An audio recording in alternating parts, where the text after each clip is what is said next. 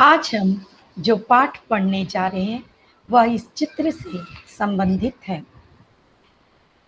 यह चित्र है एक भीड़ की और पाठ का नाम है भीड़ में खोया आदमी। पाठ को पढ़ने से पूर्व इसके शीर्षक को समझ लेना अति आवश्यक है। सामान्यतः भीड़ का अर्थ होता है एक स्थान पर एक समय में बहुत सारे लोगों का एकत्रित होना, जैसा कि आप चित्र में देख रहे हैं। क्या हम इस भीड़ में किसी को पहचान सकते हैं? नहीं, बिल्कुल नहीं। यही बात लेखक हमें समझाना चाहते हैं। यहाँ पर भीड़ से लेखक का तात्पर्य बढ़ती हुई आबादी से है। वे कहना चाहते हैं, बढ़ती हुई आबादी से उत्पन्न समस्याओं के कारण हर व्यक्ति इस कदर उलझ जाता है कि वह अपना व्यक्तित्व, अपना वजूद ही खो बैठता है। आइए जानते हैं इस पाठ के लेखक कौन हैं, कहानी का उद्देश्य क्या है और कहानी के मुख्य पात्र कौन-कौन हैं। तो इस कहानी के लेखक हैं लीलाधर शर्मा पर्वतीय। इस कहानी में उन्होंने देश की ज्वलंत समस्या बढ़ती हुई आबादी के बारे में बताया है। वे कहते हैं कि यह एक समस्या अन्य कई समस्याओं को जन्म देती है। उन्होंने पाठकों का ध्यान न केवल समस्याओं की ओर खींचा है, वरन समाधान के बारे में भी बताया है। यह एक वैचारिक निबंध है जिसमें बढ़ती हुई आबादी की समस्या के बारे में बताया गया है। कहानी के मुख्य पात्र हैं श्यामलाकांत, जो लेखक के मित्र हैं, श्यामलाकांत की पत्नी, उनका बड़ा बेटा दीनानाथ और उनका दूसरा बेटा सुमंत। प्रस्तुत निबंध जनसंख्या वृद्धि और पर्यावरण प्रदूषण को ध्यान में रखकर लिखा गया है। जैसा कि शीर्षक से स्पष्ट हो गया है कि यह निबंध बढ़ती हुई आबादी पर आधारित है।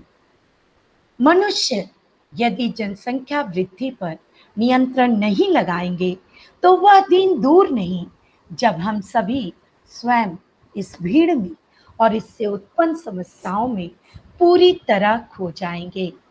लेखक हमें यह चेतावनी दे रहे हैं कि यदि बढ़ती हुई आबादी पर नियंत्रण नहीं लगाया गया तो हम सभी इस भीड़ के एक हिस्सा बनकर रह जाएंगे। कहने का तात्पर्य यह है कि मनुष्य की मूलभूत आवश्यकताएं हैं रोटी, कपड़ा और मकान। इनकी आपूर्ति उनके जीवन में आवश्यक है। अगर इनकी आपूर्ति नहीं होती है तो इनके जुगाड़ में वह दिन रात लगा रहेगा और अपना वजूद खो बैठेगा। इस कथा प्रसंग में उठाई गई समस्याएं समाधान की ओर अग्रसर करती हैं। अग्रसर का अर्थ है आगे बढ़ती हैं। इस कहानी में जो मुद्दा उठाया गया है, जो समस्याएं बताई गई है, वह समाधान की ओर भी बढ़ती है।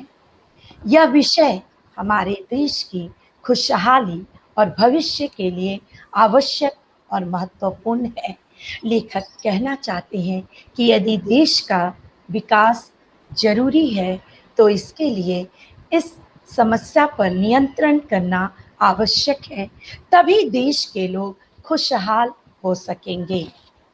बाबू श्यामलाकांत के अनियोजित परिवार का लेखा जोखा हमें परिवार के सुखी और संपन्न होने की दिशा में सोचने पर मजबूर करता है। लेखक अपने मित्र श्यामलाकांत के परिवार के उदाहरण द्वारा यह बताना चाहते हैं कि किसी भी परिवार के सुखी और संपन्न होने के लिए क्या आवश्यक है। यहाँ पर अनियोजित का अर्थ है बिना योजना किए और लेखा जोखा का अर्थ है हिसाब किताब। बाबू श्यामलाकांत ने बिना योजना बनाए, बिना आय व्यय का हिसाब रखे अपने परिवार को बढ़ा लिया है। मेरे एक अभिन्न मित्र हैं बाबू श्यामलाकांत। लेखक बता रहे हैं कि उनके एक परम मित्र हैं जिनका नाम है बाबू श्यामलाकांत। अभिन्न का अर्थ होता है परम या करीबी, सीधे साधे, परिश्रमी, ईमानदार, किंतु निजी जिंदगी में बड़े लापरवाह। उम्र में मुझसे छोटे हैं पर अपने घर में बच्चों की फौज खड़ी कर ली है। एक इंसान के तौर पर यदि हम देखें तो लेखक के मित्र श्यामलाकांत बहुत ही अच्छे व्यक्ति हैं जो सीधे साधे हैं, परिश्रमी हैं और ईमानदार हैं। एक ही कमी लेखक ने बताई है, वह है कि वह व्यक्तिगत जिंदगी से लापरवाह है। जैसा कि हम जान चुके हैं कि वे बिना योजना किए अपने परिवार को बढ़ा लिए हैं। यही लापरवाही दर्शा रही है।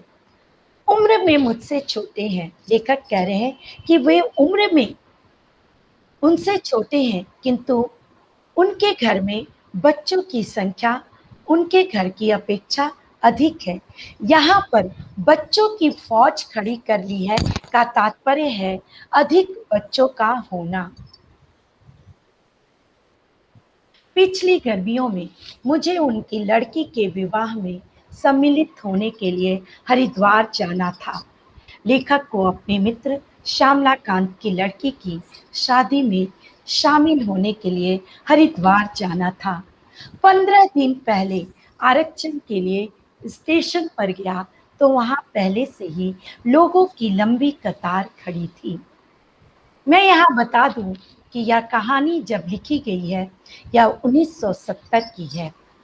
उस समय तकनीकी सुविधाएं उपलब्ध नहीं थी, अतः आरक्षण के लिए लेखक को स्टेशन पर जाना पड़ा। हम आज जैसे ट्रेन में अपना आरक्षण घर बैठे ही करवा सकते हैं, यह सुविधा उस समय उपलब्ध नहीं थी, इसलिए लेखक स्टेशन गए। घंटों प्रतीक्षा के बाद मेरी बारी आई तो पता चला किसी भी गाड़ी में स्थान खाली नहीं है। कई घंटों के इंतजार के बाद जब उनकी बारी आई तो उन्हें बताया गया कि हरिद्वार जाने वाली किसी भी गाड़ी में स्थान खाली नहीं है। लंबी कतार का अर्थ है पंक्ति लगा होना, अर्थात पंक्तिबद्ध होना। जाना आवश्यक था, इसलिए मुझे बिना आरक्षण के ही निकलना पड़ा। चूंकि लेखक का जाना आवश्यक था, इसलिए वे बिना आरक्षण के ही निकल गए। यहाँ पर लेखक हमारा ध्यान यातायात की सुविधाओं के उपलब्ध नहीं होने की ओर खींचते हैं। अर्थात कहने का तात्पर्य है कि जिस अनुपात में लोगों की आबादी बढ़ रही है, उस अनुपात में यातायात की सुविधाएं उपलब्ध नहीं हैं। जब गाड़ी आई तो क्या देखता हूँ कि उसके अंदर तिल रखने की भी जगह नहीं और प्लेटफॉर्म पर चढ़ने वालों की भीड़ जबरदस्त धक्कम धक्का करने में लगी है। लेखक जब स्टेशन पर पहुंचते हैं तो वह देखते हैं कि गाड़ी में तिल रखने की भी जगह नहीं है। यह एक मुहावरा है जिसका अर्थ होता है थोड़ा सा भी स्थान नहीं होना। प्लेटफॉर्म पर गाड़ी में चढ़ने वाले लोग एक दूसरे को धक्का दे रहे थे क्योंकि सबको गाड़ी में प्रवेश करने के लिए हड़बड़ी थी। मेरे पास सामान बहुत कम था, फिर भी कूली की सहायता लेनी पड़ी। यदि उसने खिड़की से मुझे भीतर न धकेला होता तो गाड़ी छूट जाती। जैसा कि आप चित्र में देख रहे हैं, एक व्यक्ति खिड़की के द्वारा ट्रेन में प्रवेश कर रहा है। उसी तरह लेखक को भी कुली की मदद से ट्रेन में प्रवेश करना पड़ा खिड़की के द्वारा। लक्सर में मुझे गाड़ी बदलनी थी। किसी तरह खिड़की से बाहर कूदा तो क्या देखता हूँ, पूरी ट्रेन की छत यात्रियों से पटी पड़ी है। लक्सर में लेखक जब गाड़ी बदलने के लिए उतरते हैं तो वह देखते हैं कि न केवल ट्रेन के अंदर वरन ट्रेन के छतों पर भी यात्री गण बैठे हुए थे। सोचता हूँ अपने प्राणों को भीषण संकट में डालकर ट्रेन की छत पर यात्रा करने के लिए लोग क्यों मजबूर हुए। लेखक यह सोचने को मजबूर हुए कि लोग अपने प्राणों को जोखिम में दे डालकर क्यों यात्रा कर रहे हैं।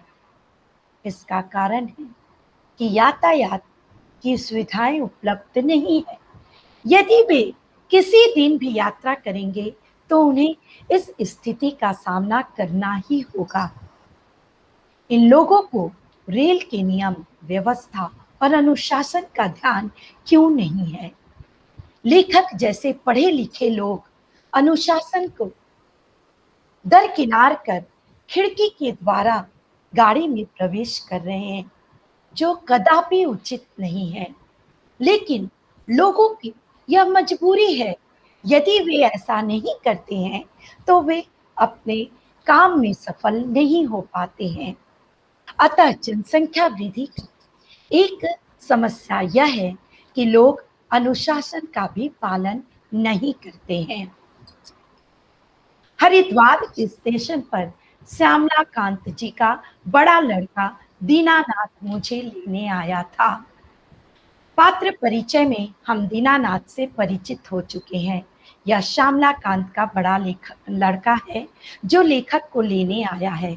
उसे अपनी पढ़ाई पूरी किए 2 वर्ष हो गए हैं, तभी से नौकरी की तलाश में भटक रहा है, अर्थात दीनानाथ बेरोजगार है।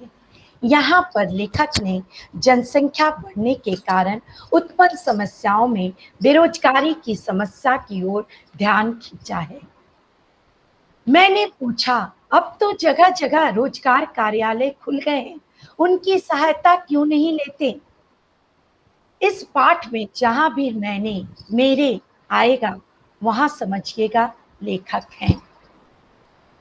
लेखक कह रहे हैं दीनानाथ को कि तुम नौकरी के लिए रोजगार कार्यालय की मदद क्यों नहीं लेते हो। वे उन्हें सुझाव दे रहे हैं कि आज सरकार ने जगह जगह पर रोजगार कार्यालय खोले हैं ताकि बेरोजगारों की सहायता की जाए। कहने लगा, चाचा जी वहां भी गया था। पूरे दिन लाइन में खड़ा रहने पर जब मेरी बारी आई तो अफसर बोला, भाई नाम तो तुम्हारा लिख लेता हूँ पर जल्दी नौकरी पाने की कोई आशा मत करना। दीनानाथ लेखक को बता रहा है कि रोजगार कार्यालय में भी उसे टका सा जवाब मिलता है कि नाम तो दर्ज कर रहा हूं किंतु नौकरी की उम्मीद मत करना। अर्थात बेरोजगारों की संख्या कितनी अधिक है। मैं सोचने लगा, जब एक छोटे शहर का यह हाल है तो बड़े शहरों में बेरोजगारों की कितनी भीड़ भटक रही होगी। लेखक यह सोचने लगते हैं, जब हरिद्वार जैसे छोटे शहर में बेरोजगारों की यह स्थिति है तो बड़े बड़े महानगरों में कितने बेरोजगार होंगे। घर पहुंचा तो छोटे से मकान में सामान की ठुसम ठास और बच्चों की भीड़ देखकर मेरा दम घुटने लगा। लेखक बता रहे हैं कि जब वे अपने मित्र के घर पहुंचते हैं तो वहां सामान की भीड़ लगी हुई थी। हर एक स्थान पर सामान भरा था, जैसा कि आप चित्र में देख सकते हैं। इतने छोटे से कमरे में इतने अधिक सामान देखकर लेखक का दम घुटने लगा। दम घुटना मतलब सांसें भी ठीक से नहीं ले पाना। मैंने श्यामला बाबू से पूछा, क्या तुम्हारे पास यही 2 कमरे हैं। लेखक यहाँ पर आवास की समस्या की ओर हमारा ध्यान खींच रहे हैं। वे कह रहे हैं, क्या रहने के लिए यही 2 कमरे हैं।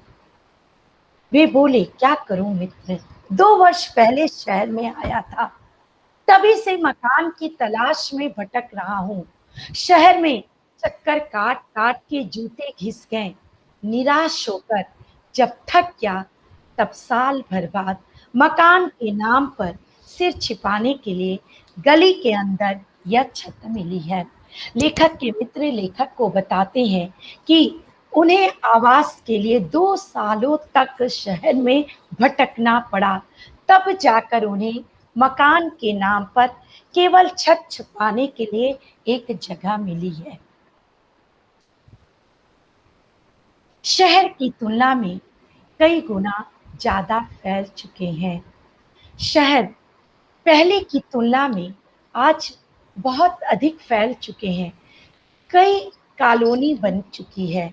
फिर भी मेरी तरह न जाने कितने लोगों को मकानों के लिए भटकना पड़ रहा है। लेखक के मित्र यह बता रहे हैं कि इतने घर बनने के बाद भी लोगों को आवास की समस्या से क्या होना पड़ रहा है?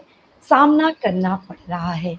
हमारे देश में बढ़ती हुई आबादी का ही यह दुष्परिणाम है कि जनसंख्या बढ़ रही है और मकान और खाद्यान्न घट रहे हैं। लेखक बढ़ती हुई आबादी के दुष्परिणामों से हमें सचेत कर रहे हैं। वे कह रहे हैं कि जितनी आबादी में लोग बढ़ रहे हैं, उतने अनुपात में मकान और खाद्यान्न नहीं बढ़ रहे हैं, अर्थात संसाधन घटते जा रहे हैं। इसे हम एक छोटे से उदाहरण से समझ सकते हैं। मान लीजिए हमारे पास एक ही रोटी है और खाने वाले 5 लोग हैं, तो क्या वह रोटी सब लोगों को मिल पाएगी? कदापि नहीं। या तो पर्याप्त रूप में लोगों को खाना नहीं मिलेगा या तो लोग उससे वंचित हो जाएंगे और इसी का कारण होगा कुपोषण और बीमारी। धन्यवाद।